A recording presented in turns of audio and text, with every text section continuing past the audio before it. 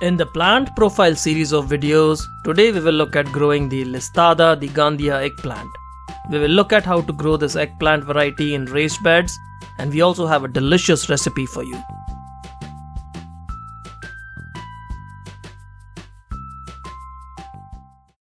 Eggplants are summer vegetables, and we recommend that you start eggplants in seed starting kits 6 to 8 weeks before you plan to transplant them.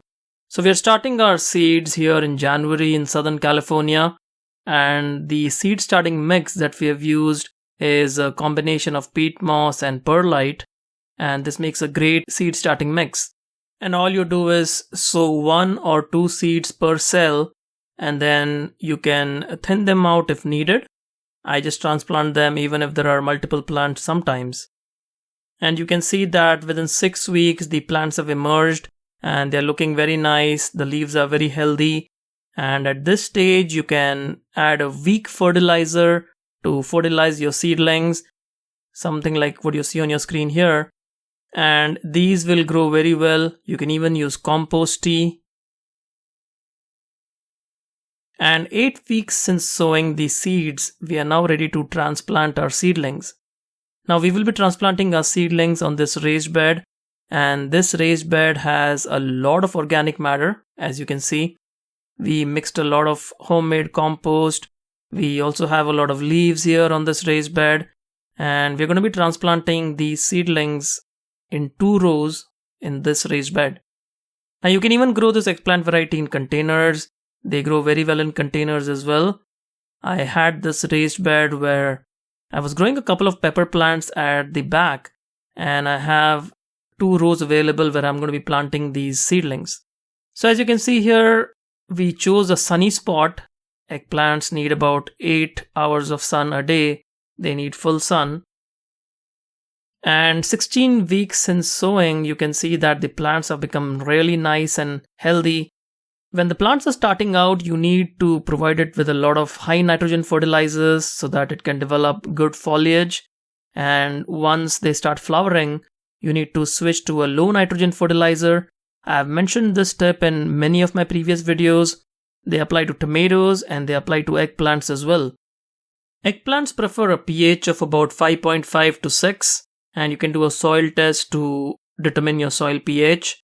You can see that the eggplants have started forming now, and once the eggplant starts sending out blooms, if you don't have a lot of pollinators in your garden, make sure that you're hand pollinating your eggplants. It's a very important step in getting a lot of eggplants in your garden. You can see here the eggplants are now growing very well, and the blossoms are also pretty abundant here. Now, pruning is a very important step that you need to do for your eggplants, and what you need to do is prune the suckers which come out from the bottom part of the eggplant, and you might not see these till the eggplant is about 4 feet or so tall. And once you see these suckers coming out, you need to make sure that you remove them. They are useless parts of the plant. They don't have any use. They just use the energy from the plant to produce leaves, which we do not want for your eggplant. So just make sure that you remove the leaves from the bottom as well, the dead leaves and the suckers that you see here. Even if they are a little thicker, it's okay to remove them. And here you can see it's pretty much useless. They just grow out from the bottom part of the plant and they do not really produce anything. Now, eggplants are very susceptible to spider mites, so pruning and removing dead leaves from the bottom help prevent the spider mite issues with most eggplants. And here you can see that 22 weeks since sowing the seeds, we are now ready to harvest our eggplants. Now, there is no right or wrong time to harvest the eggplants. The eggplants do get very big, but no matter when you harvest it, you will be able to enjoy your eggplants, whether they are small or whether they are large. There's no real right time as such to harvest the eggplants. Now, I usually wait till the eggplant is quite sizable so that at least I can use the eggplant for a lot of dishes.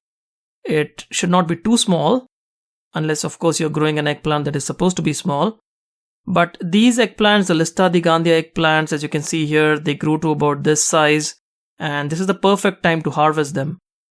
They won't have like thick seeds when they reach this size, and they look very beautiful. They do have thorns on the top part of the plant, so be careful when you're handling them. But it's a beautiful looking eggplant, as you can see here.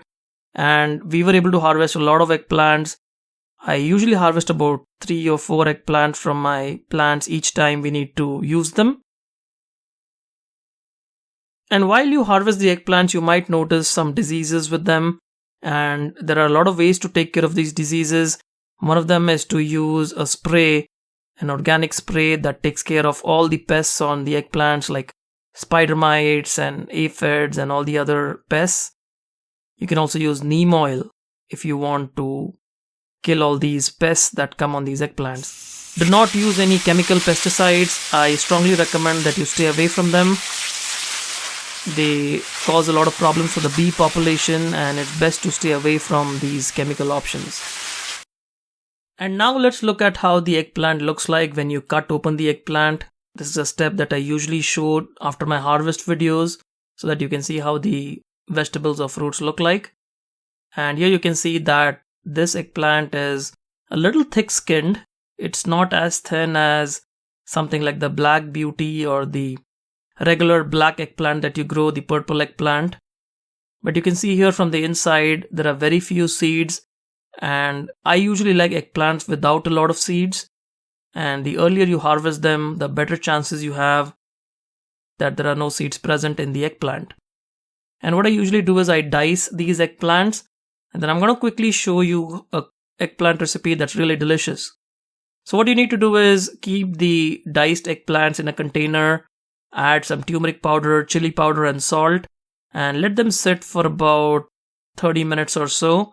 The eggplant absorbs all the flavors of the spices during this step, and it also separates all the water. Now take a pan and heat some oil in it, and inside this pan you're going to add some mustard seeds, some lentils, and now you can add the diced eggplants as you can see here. And after you add the eggplants, make sure that you stir them very well, and this will help them absorb all the oils that are there on the pan and all the spices. And do not cover the pan because eggplants have a lot of water in them. You just want to make sure that you keep stirring them throughout this process. And it's really a very simple recipe. You just keep stirring them. You can add a little bit more oil if needed, but if you don't like a lot of oil, if you want to just avoid using a lot of oil, you can do that. I like to shallow fry it a little bit so that they're very crispy and crunchy. And here you can see that once the eggplant starts cooking, you can actually smell all the flavors of the eggplant. Now I know a lot of you don't like eggplants or don't eat a lot of eggplants, but if you try to prepare eggplants in the right way, you might get a liking for eggplants. They're very delicious. And here is a plant summary for the Listada De Gandia eggplant.